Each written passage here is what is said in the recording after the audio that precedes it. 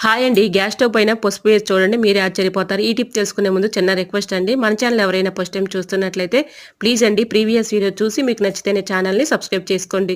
Video నచ్చితే please అండి like చేయడం మాత్రం మర్చిపోకండి ఫ్రెండ్స్. మీరిచ్చే చిన్న లైక్ నాకు సపోర్టింగ్‌గా ఉంటుంది. మరికొంతమందికి రీచ్ అవుతుంది కాబట్టి ప్లీజ్ అండి లైక్ చేయడం మాత్రం మర్చిపోకండి ఫ్రెండ్స్. ఏదైనా ఒక బౌల్ తీసుకొని దానిలో కొన్ని వాటర్ అయితే తీసుకోవాలండి.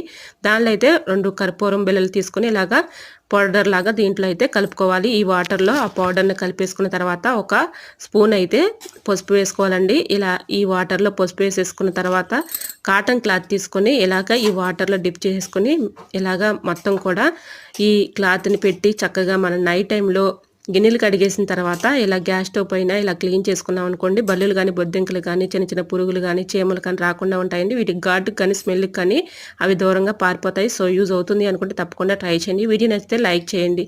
ఇలాంటి మరెన్నో ఇంట్రెస్టింగ్ వీడియోస్ కోసం నా ఛానల్ లైక్ చేసి సబ్స్క్రైబ్ చేసుకోండి. Thanks for watching.